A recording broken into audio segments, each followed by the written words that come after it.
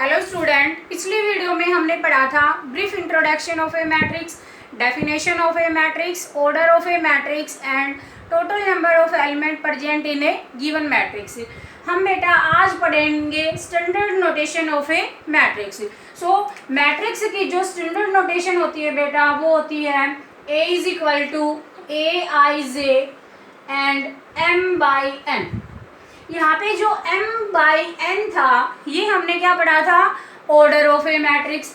And अब बात आती है बेटा ये जो IJ मैंने लिखा है इसका मतलब क्या है। IJ किसको रिप्रेजेंट कर रहा है कि इस मैट्रिक्स के अंदर, इस बॉक्स के अंदर या क्लोज ब्रैकेट के अंदर जो एलिमेंट आएंगे वो एलिमेंट कैसे आएंगे उसको रिप्रेजेंट कर रहा है ये। तो यहाँ पे M/N, M क्या होता था, rows, number of rows, and N क्या होता था, नंबर ऑफ कॉलम्स। ये पढ़ा था हमने। और यहाँ पे क्या था, ये नंबर ऑफ रोज। अब बेटा ये जो I और J हैं दो नए वर्ड आए हैं तो इनको हम क्या कहेंगे, I is equal to, I को हम क्या कहेंगे, कोरस्पॉन्डिंग एलिमेंट ऑफ रो, यानी रो का जो कोरिस्पॉन्डिंग एलिमेंट होगा उसको हम रिप्रेजेंट करेंगे I से। एंड सिमिलरली J क्या है, कोरिस्पॉन्डिंग एलिमेंट ऑफ कॉलम। यानी हर बार हम फर्स्ट एंट्री जो होगी वो रो को रिप्रेजेंट करेगी एंड सेकंड एंट्री जो होगी वो कॉलम को रिप्रेजेंट करेगी। जैसे मैं यहाँ पे कह दूं A11 का मतलब क्या है बेटा, फर्स्ट रो के फर्स्ट कॉलम का एलिमेंट। अगर मैं कह दूं A12 इसका मतलब क्या होगा, फर्स्ट रो, यानी रो को रिप्रेजेंट कर रहा है कौन, 1, और कॉलम को रिप्रेजेंट कौन कर रहा है, 2। सो फर्स्ट रो के सेकंड कॉलम का एलिमेंट होगा। अब हमें इसकी ज़रूरत क्यों पड़ती है कि हम उसकी नोटेशन पे जाएं, क्योंकि हमें बोला जाएगा कि मैट्रिक्स जो आप बना रहे हो वो कैसे बनेगी। तो क्वेश्चन बनता है बेटा, construct a matrix whose order कुछ भी दे देगा, जैसे M/N दे दिया, एंड एलिमेंट जो हमारे पास एंट्री आएगी एलिमेंट की वो किसकी फॉर्म में आ जाए। सपोज करो AIJ is equal to I plus J/2 आ जाए, AIJ is equal to 2I minus J आ जाए। ये कुछ भी हमें नोटेशन दे सकता है कि हमारे जो एलिमेंट होने चाहिए वो इस वाले ऑर्डर में आने चाहिए, एलिमेंट है हमारे वो इस वाले ऑर्डर में आने चाहिए। तो हम जैसे जैसे हमने नोटेशन दे रखी होगी उस नोटेशन के अनुसार ही I की जगह पे वैल्यू रखते जाएंगे। जिस ऑर्डर की हमें मैट्रिक्स निकालनी होगी उस ऑर्डर की मैट्रिक्स को हम पहले ड्राइव करेंगे। सो अगर हमारे पास M/N ऑर्डर की मैट्रिक्स होगी तो उसका जो जनरल रिप्रेजेंटेशन होगा वो जनरल रिप्रेजेंटेशन क्या होगा, A is equal to first element A11, second आएगा A12, ऐसे A13 एंड अप टू कहाँ तक जाएगा बेटा, कितने कॉलम्स है तुम्हारे पास है, N, तो लास्ट एलिमेंट क्या आएगा 1N। ऐसे ही A21 सेकंड रो बनी, फर्स्ट कॉलम है, सिमिलरली सेकंड रो है मेरे पास, सेकंड ही कॉलम है, and second row third column same कहाँ तक जाएगा A2N। ऐसे ही बेटा आगे तक जाओगे तो कितनी रोज बढ़ाई है हमने, M, तो क्या लिखेंगे यहाँ पे AM, कॉलम कौन सा होगा 1, same AM2 and so on कहाँ तक जाएंगे AMN। तो this is the general representation of a matrix whose order is M/N। Order को बेटा हमेशा मैट्रिक्स के बॉटम में लिखेंगे। अब क्वेश्चन आता है कि जो मैट्रिक्स के अंदर ये जो एलिमेंट्स मैंने डाल दिए, ये जो नंबर्स मैंने डाल दिए इन नंबर्स को हम क्या बोलते हैं, एलिमेंट। क्या बोलेंगे, एलिमेंट्स। एलिमेंट्स भी बोल सकते हो, एंट्री भी बोल सकते हो कि जो जो एंट्री हमारी आई है वो, और एलिमेंट भी बोल सकते हो। बेटा ये जो एलिमेंट्स तुम्हारे होंगे ये हमेशा स्मॉल लेटर में यूज होंगे, तो ऑलवेज हम इनको किस में यूज करेंगे, स्मॉल लेटर में। और बेटा मैट्रिक्स की जो नोटेशन होगी, यानी जिससे हम मैट्रिक्स को डिनोट करेंगे, वो हमेशा किस में होगा? कैपिटल लेटर में। कैपिटल लेटर में भी ए, बी, सी, डी एंड और किसी फॉर्म में भी हो सकता है, बट हमेशा क्या यूज करना है यहाँ पे? Capital letter.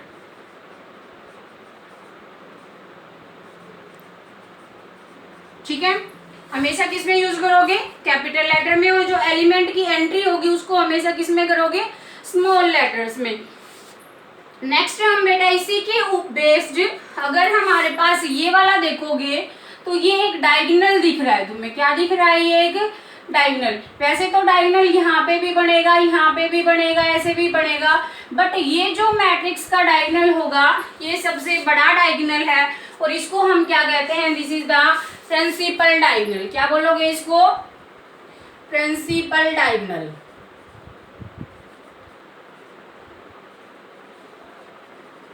क्या पढ़ोगे बेटा? Principal diagonal. इसी प्रिंसिपल डायगोनल के ऊपर वाले एलिमेंट जब देखोगे तो सब में क्या दिख रहा है? इससे ऊपर जब देखोगे तो यहाँ पे 1 2 एलिमेंट है, यहाँ पे 1 3 है, यहाँ पे आगे चलोगे तो 1 4 आएगा एंड सो ऑन। यहाँ पे देखोगे तो इससे आगे वाला जो एलिमेंट होगा ये थोड़ा सा ऐसे जाएगा, ठीक है। इससे ऊपर देखोगे तो यहाँ पे A2 3 आएगा, A2 4 आएगा एंड सो ऑन। तो एक बात क्या दिख रही है तुम्हें कि जो I है तुम्हारा फर्स्ट वाली एंट्री है ये हमेशा J से क्या है? लेस। तो हम क्या कह सकते हैं इनके बारे में? I is always less than J। क्या कह सकते हो? अब ऊपर वाली एंट्री के लिए या ऊपर जो भी एलिमेंट रहेंगे उनमें I हमेशा J से क्या रहेगा? छोटा।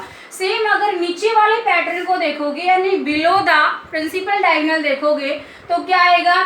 यहाँ पे 2 है, यहाँ पे 1 है, यानी I जो है वो J से क्या दिख रहा है तुम्हें? बड़ा। सेम यहाँ पे जितने भी एलिमेंट्स तुम देखोगे वहाँ पे हर में क्या मिलेगा तुम्हें? I is greater than J। तो बिलो द प्रिंसिपल डायगोनल तुम क्या कह सकते हो?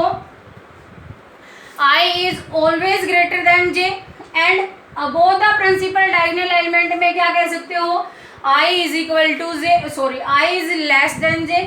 और बेटा ये जो प्रिंसिपल डायगोनल है इसमें क्या कह सकते हो तुम?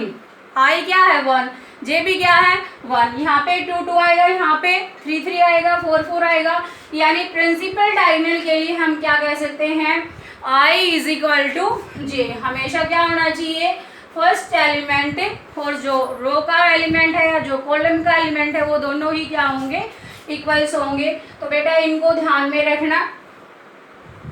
कई बार कॉम्पिटिटिव एग्जाम में क्वेश्चन आता है कि यहाँ जो प्रिंसिपल डायगोनल के एलिमेंट है इनको अगर मैं ऐड कर दूं तो मेरे पास एक नया वर्ड निकल के आता है, that is the trace of a matrix. तो how can you find the trace of a matrix? Trace of a matrix is nothing, trace of a matrix is the sum of principal diagonal element. Trace of a matrix क्या है? जो हमारा principal diagonal है उसके जितने भी element हैं अगर मैं उन सबको ऐड कर दूं तो क्या निकल के आएगा वहाँ पे? Trace of a matrix. तो बेटा यहाँ से नोट कर लो, ट्रेस ऑफ ए लिखने का तरीका क्या होगा? Trace of matrix A, this is क्या होगा? A1 1 plus A2 2 plus A3 3 and so on. जितने भी तुम्हारे पास एलिमेंट होंगे वो सारे क्या हो जाएंगे? यहाँ पे ऐड हो जाएंगे और उनको हम क्या बोलेंगे? This is a trace of a matrix. So इसके बेस पे क्वेश्चन करेंगे बेटा। उन क्वेश्चंस में हमें मैट्रिक्स की कंस्ट्रक्शन करनी होगी, वो कंस्ट्रक्शन करेंगे। So let's start question. So बेटा एग्जाम में क्वेश्चन आएगा, construct a 2 cross 2 matrix whose elements are given by Aij is equal to 2i plus j। हमें एक ऐसी मैट्रिक्स की कंस्ट्रक्शन करनी है जिसका ऑर्डर क्या होगा? 2/2 एंड जो एलिमेंट्स आएंगे हमारे वो किस ऑर्डर में आने चाहिए? Aij is equal to 2i plus j। So सबसे पहले तो हम क्या बनाएंगे? 2 क्रॉस 2 की मैट्रिक्स बनाएंगे। सो A इज इक्वल टू क्या क्या होना चाहिए बेटा? 2 रो होनी चाहिए और 2 ही क्या होने चाहिए? कॉलम्स। तो A1 1 A12 ये फर्स्ट रो है, ठीक है, फर्स्ट रो का फर्स्ट कॉलम और सेकंड कॉलम, दो ही कॉलम मेरे को चाहिए। एंड सेकंड में A21 एंड A22। समझ आया बेटा, हमने क्या बनाया है, दो तो रो बनाई है और दो ही क्या बनाए हैं, कॉलम। जो ऑर्डर दे रखा है उसको बॉटम में रख दो। सो अब हमें क्या फाइंड आउट करने पड़ेंगे, A11 क्या होगा, A12 क्या होगा। So let's find A11। A11 कैसे मिलेगा हमें, 2i प्लस j, 2 i की जगह पे क्या लिख रखा है 1, so multiply by 1 plus 1, j की जगह पे 1, सो 1, तो that is equal to 3। Similarly A12 that is 1, i की जगह पे 1 एंड j की जगह पे क्या रखोगे 2, this is equal to 4। Next करोगे A21 दैट इज 2, i की जगह पे कितना डाल रखा है 2, सो i की जगह पे 2, j की जगह पे क्या है 1, 2 और 2 4 प्लस 1 क्या हो जाएगा 5। सेम A22 i की जगह पे क्या डाल रखा है 2 और j की जगह पे भी क्या डाल रखा है 2, 2 2 4 प्लस 2 क्या आएगा 6। सो मेरे पास जो एलिमेंट्स आए हैं वो ये आए हैं, तो जो जो एलिमेंट्स मेरे को जहाँ पे रखने हैं वो सेम पैटर्न के अनुसार रख दो। तो A11 की वैल्यू क्या आई, A11 3 है, A12 4 है एंड 5 और 6। This is the required matrix whose order is 2/2। Same अगर बेटा ऐसे आ जाए, construct a 3x2 matrix whose elements are given by this, तो जस्ट क्या करना है तुम्हें, पहले जो ऑर्डर दे रखा हो उसी के अनुसार तुम्हारी मैट्रिक्स बना लो। तो क्या आएगा, A इज इक्वल टू क्या चाहिए तुम्हें, 3 रो चाहिए, तो A11 A12 कितने कॉलम्स चाहिए 2, तो first column and second column. Next 2 1 A22, third 3 रो चाहिए तो तुम्हें थर्ड बनाओ 3 1 एंड A32। क्या ऑर्डर है तुम्हारे पास 3x2। सेम पैटर्न दे रखा है Aij is equal to i plus 3j by 2। So A11 क्या आएगा तुम्हारे पास, i की जगह पे क्या रखो 1, j की जगह पे भी क्या रखना है 1, तो plus 3 into 1 divided by 2 that is equal to 3 plus 1 4 by 2 that is 2। So A12 this is,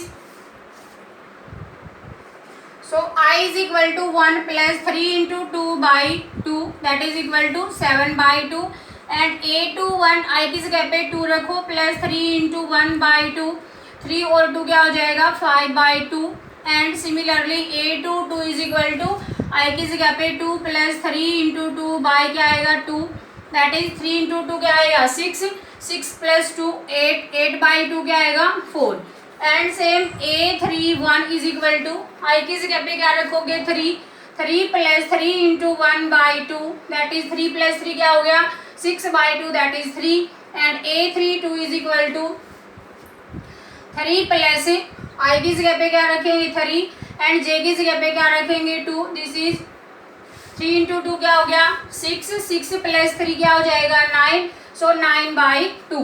तो हमारे पास सारे एलिमेंट्स हैं, सब एलिमेंट्स को मैट्रिक्स के अंदर रख दो, दैन रिक्वायर्ड मैट्रिक्स हमारे पास आएगी 2। A12 क्या है 7 बाई 2 एंड थर्ड क्या है 5 बाई 2 एंड नेक्स्ट क्या है 4 and same 3 and 9 by 2। This is the required matrix 3/2।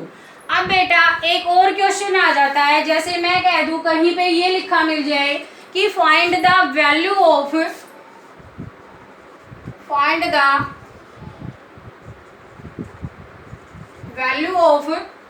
A11 plus A21 plus A31, तो तुम क्या करोगे, A11 की वैल्यू कितनी आई थी हमारे पास 2, A21 की वैल्यू कितनी आई थी 5 बाई 2 एंड A31 की वैल्यू कितनी है 3।